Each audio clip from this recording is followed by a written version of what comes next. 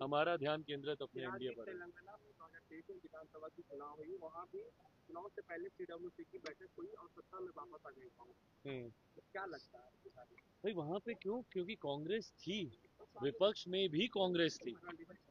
ऐसे में बिहार में अगर आप सीडब्ल्यूसी की बैठक की वजह से अगर आप सोचें, कांग्रेस में इतनी हिम्मत ही नहीं है ना। दिक्कत तो ये है भैया, देश की सबसे पुरानी पार्टी है। आप लड़के तो देखिए एक बार बिहार में अकेले चुनाव, खोने के लिए है क्या आपके पास? पर उसके बावजूद भी अकेले चुनाव लड़ने की हिम्मत ना कांग्रेस जैसी देश की सबसे पुरानी पार्टी, ना राजद जैसी जो कि बिहार की सबसे पुरानी पार्टियों में से एक है। अकेले चुनाव तो ये लोग कभी लड़ते नहीं है।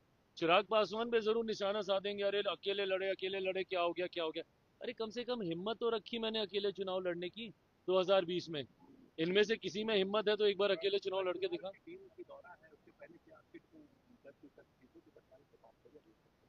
चुनाव की टीम के दौरे का सीटों के बंटवारे से कुछ लेना देना नहीं, बट ये सवाल पूछने की भूमिका आपने अच्छी बांधी।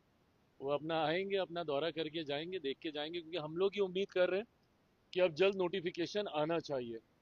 तो नोटिफिकेशन से पहले सारी तैयारियों का जायजा लेना ये एक सामान्य प्रक्रिया का हिस्सा है चुनाव आयोग के द्वारा।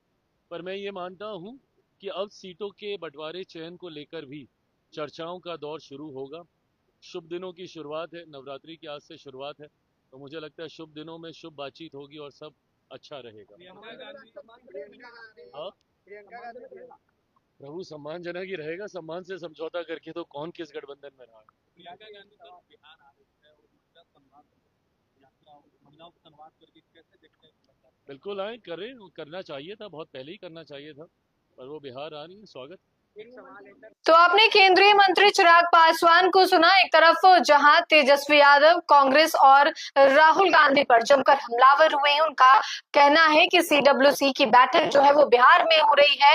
इन तमाम चीजों पर कहते हुए नजर आए हैं कि कांग्रेस सबसे पुरानी पार्टी है तो अकेले चुनाव क्यों नहीं लड़ रही बिहार में। इसके अलावे उन्होंने ये भी कहा है कि एनडीए में सीट शेयरिंग का बाद जब उनसे सवाल पूछा गया तो कहते हुए चिराग पासवान नजर आए हैं कि अब ये हो जाना चाहिए। नवरात्र का शुरुआत हो चुका है और इससे शुभ दिन कोई और नहीं हो सकता है। इसके अलावा उन्होंने ये भी कहा है कि सम्मानजनक सीट मिलेगी, सम्मानजनक सीट से कम पे समझौता नहीं होगा। आपने सुना है चिराग पासवान क्या कुछ कहते हुए नजर आए हैं। तो अब चुनावी सरगर्मी जो है वो तेज होती हुई नजर आ रही है। चिराग पासवान का शुरू के दिनों से ही कहना है कि सम्मानजनक सीट जो है वो मिलनी चाहिए एनडीए में। इन तमाम चीजों को चिराग पासवान कहते हुए भी नजर आते हैं। वहीं दूसरी ओर विपक्ष पर निशाना भी साधा है। फिलहाल के लिए इतना ही। साथ ही चैनल को सब्सक्राइब करें, फेसबुक पेज को लाइक करें। वीडियो देखने के लिए आपका धन्यवाद।